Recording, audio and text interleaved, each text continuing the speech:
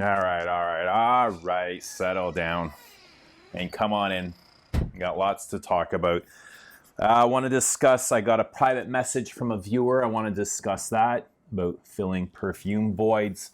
Got my scent of the day here. I've got 5 perfumes that I wear. Scent of the day is Bryn de Réglisse, Jean-Claude Elena, and Hermès's take on lavender, which is a glorious lavender perfume with a really nice licorice top note, quite herbal, got a lot of roughage there, some texture, and it's quite dry actually. It's got a nice chocolatey hay base, which I really like. These Hermès, they all last long on me, but I usually don't have a problem with performance. I know a lot of people complain. That's the number one complaint about these Hermescences, but whatever. I love it. I wouldn't trade it for a lot of things. But I've got here my first city exclusive. Let me back up and why don't you guys, I won't say what it is, but you're free to take a guess. The winner, I'll PayPal you 1,000,000 chicken wings, and you can even pick your flavoring. But talking to the sales assistant, she said they're just, they're going like hotcakes. Even at this price, on the first day, they sold out of Gaillac 10.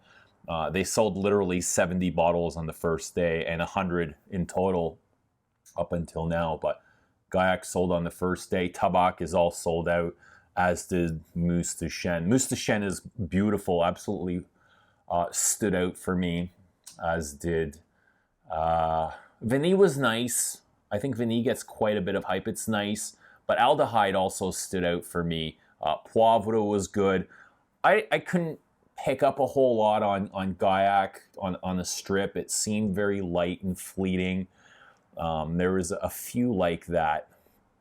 But yeah, let me know your favorite city exclusive, or if there's any others worth picking up. Or do they all just suck? Like, I don't care. Just drop a comment and let me know how you feel about them, if it's one way or the other. But let me turn this around. I'm going to read my comment or my private message that I got, and I'll share with you some perfumes that I've been wearing. All right, here we go. And it's getting chillier when I've got my hoodie on, and the sun's going down a lot sooner than I'd like. So the shitty weather is coming. Let me read this comment. I'm going to share this comment from a viewer, a private message. I won't say the name just for privacy concerns, but it says, I just came across your video talking about filling voids with perfumes, and I had to reach out and thank you for talking about it, as tough as it must have been. I have been filling a void with buying perfumes, and it got to a point where I wouldn't even enjoy my newly purchased perfumes because I'll be thinking of what I want to buy next. Yes, this has happened to me many times, as I'm sure it has to a lot of you. Before you can enjoy what you have just picked up, you're already looking for the next best thing. You're already seeking that chase, that dopamine hit. Why do you need that dopamine hit? Well, it's probably because you're searching for outside happiness because you don't find it within yourself, so we need external objects. Your video helped me avoid clicking order now and reminded me to appreciate what I have, not just perfumes, so thank you. You are welcome, and thank you for your heartfelt comment and being vulnerable with us. I've definitely struggled with this in the past. I still do at times, but now it's coming from a place of awareness. I know what it is, why I'm buying perfumes. It's not just to distract myself. It's not to get away from doing the hard inner work, from being conscious and feeling those emotions and checking them.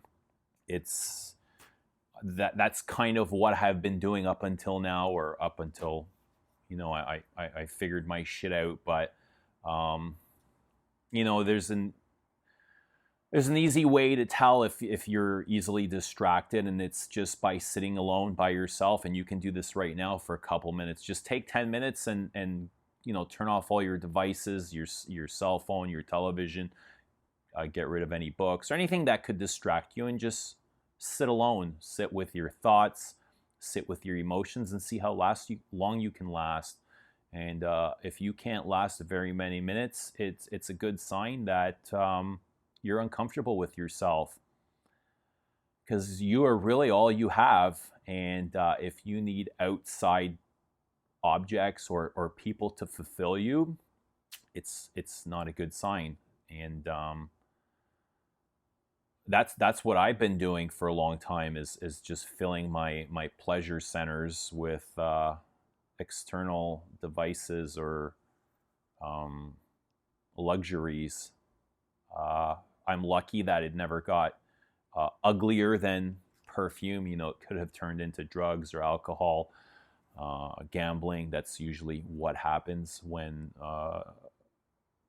the distractions feel better than the solutions to your problems. So I hope you figure out your shit. And, you know, it's a lifelong journey. It's one day at a time. So just be easy on yourself. But I'm glad I was able to help. Anyway, I wanted to share that because I know a lot of people still do struggle with overconsumption of perfumes. I'm sure actually a lot of us do. I'm guilty of it myself, but let's get into these perfumes that I wear. All right, the first one I'm going to share with you is this Guerlain Lupin. It used to be Dandy, now it's just Lupin. Actually, now it's just discontinued. I don't think you can buy it anymore, which is unfortunate because it's a beautiful perfume. And I think it's always the beautiful ones that get discontinued because they don't sell very well. And I think this was one of my very first loves going into the Guerlain boutique, was this Lupin. And what really struck me was the dry floral abstract accord in this. Like when I sprayed it, I was like, what in the hell is this? I've never smelled anything like this before. And it opens up with this really dry, woody violet that turns quite powdery. And it's got a nice smoky dark leather feature to it, and a lot of incense, balsamic woods. Kind of turns a little bit sweeter than I'd like in the base. So in the opening, you got that really nice dryness and then that contrasting sweetness. Somehow it works, but very beautiful. I would call it a woody floral musk. Yeah, it's not an oriental. It's definitely, it's woody, it's floral. Maybe it's not musky. But it's woody and floral is what it is. That's all that matters. Absolutely beautiful. And these are all really nice fall time fragrances. All right, so number 2, and these aren't in any order, but this is, I just had the train pass through here. It always does that to me.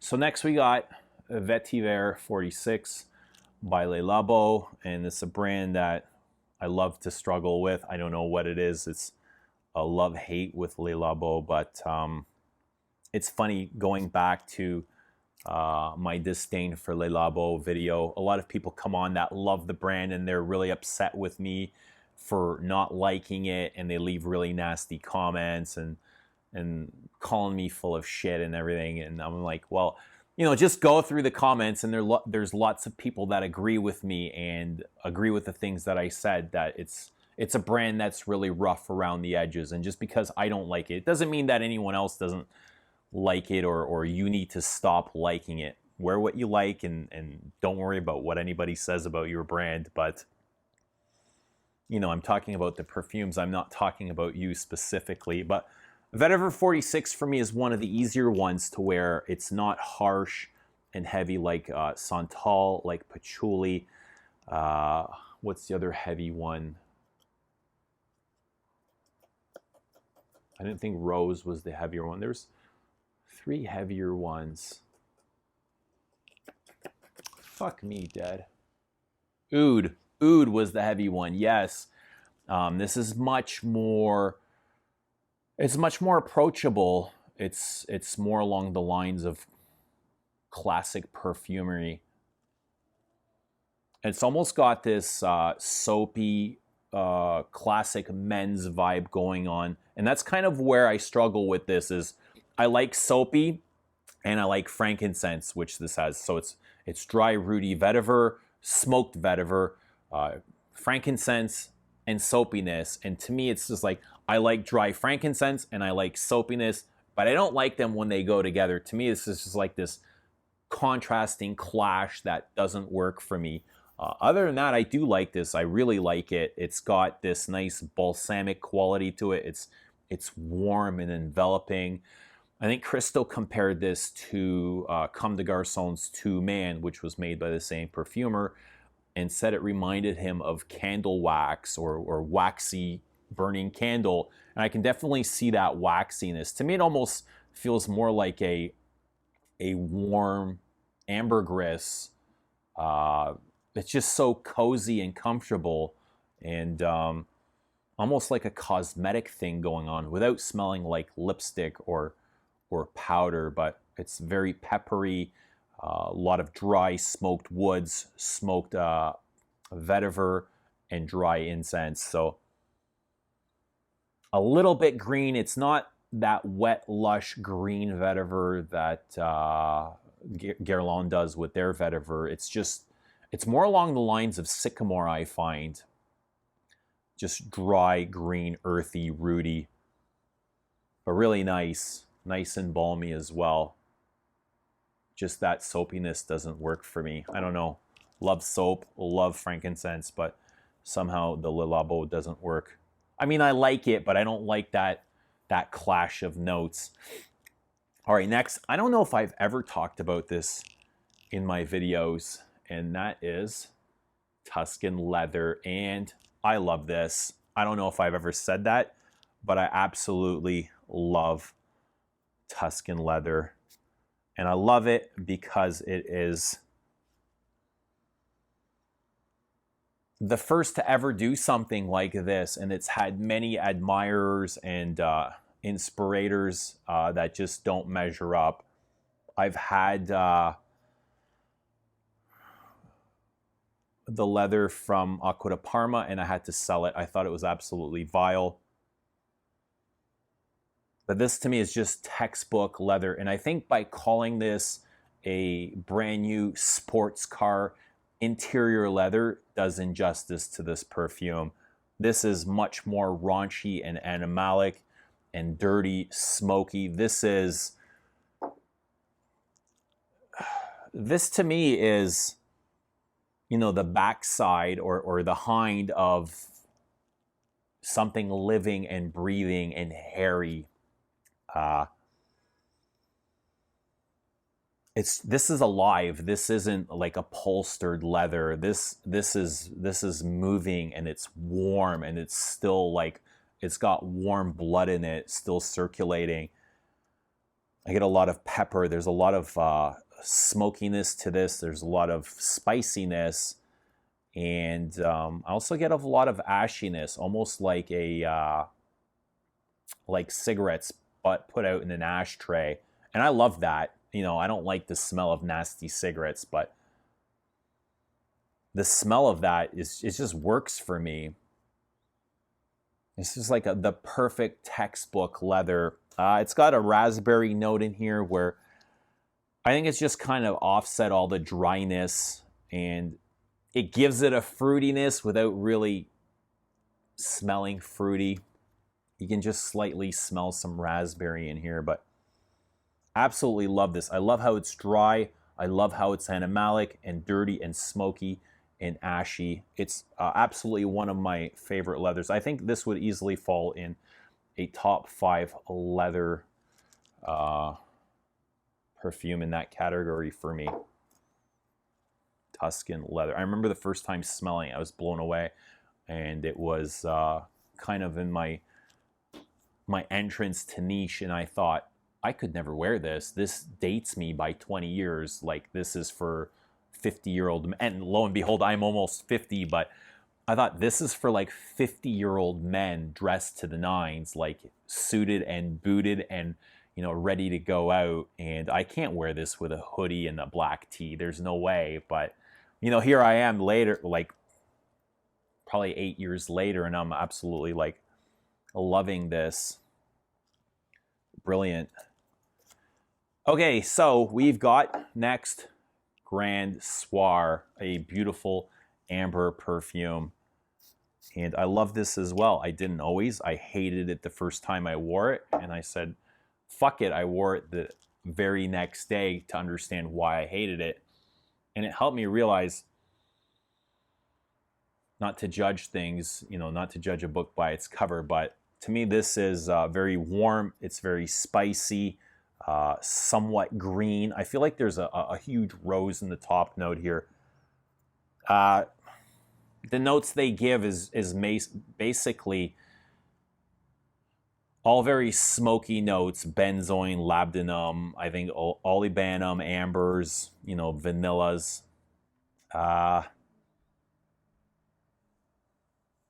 To me, it's just a beautiful, contrasting, warm, cozy perfume with a beautiful golden hue to it, slightly powdery. It reminds me of cookies, warm baked cookies. Some green spices in the top, possibly coriander, ginger, I don't know. But I love the way it wears. I think it's probably one of my favorite ambers. Grand Soir. Who would have knew? There's a couple of things I love from MFK. I don't love everything, but this is one I definitely do love. And lastly, this is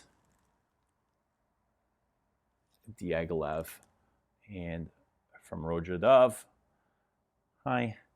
And I don't want to say, it doesn't feel really responsible to tell everyone to run out and buy a bottle of Diaghilev when they can go and get, Mitsuko for less than $100 and basically tells you what Diaghilev will smell like. But this is, they're not exactly the same, but, they're 90, 85% close. And this is an absolutely stunning perfume.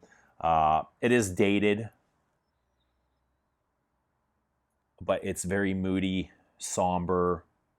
This puts me in, it takes me to many, many different places memory-wise. Oh, God. Lots of florals, leather, mosses, lots of dated florals like carnations and violets, and a lot of florals that give perfumes that old-fashioned vibe. But the leather in here is absolutely brilliant. I think what separates this from Mitsuko really is the anise. I don't get the spicy anise in here that I get in Mitsuko. Anise is kind of a note that Guerlain has done exceptionally well. Well, I wish you guys could all smell this.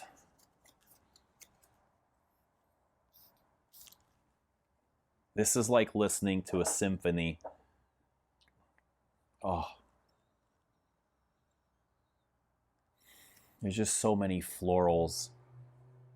Jasmine, carnation.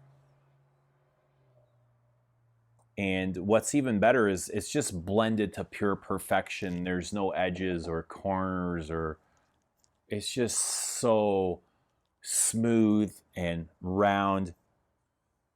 And one minute you get florals, then you get leather, then some mosses, then some fruity peach, spices. It's like old dusty leather boots sitting outside under a tree. I don't know. There's some green notes. It's not wet green lush. It's just green earthy woodiness. Peppery. It's literally like one of the most beautiful perfumes I've ever smelled. Diaghilev. But I've always said that about Mitsuko, and they're just so similar. So I love Mitsuko dearly. And this is, it's no different. It's extremely close. Mitsuko is definitely the inspiration for Roja to Diaghilev. There you go. Perfumes that I wear. Let me know what you guys have been wearing recently, and love hearing your comments always. Yeah, and we'll see you soon. Thanks for watching.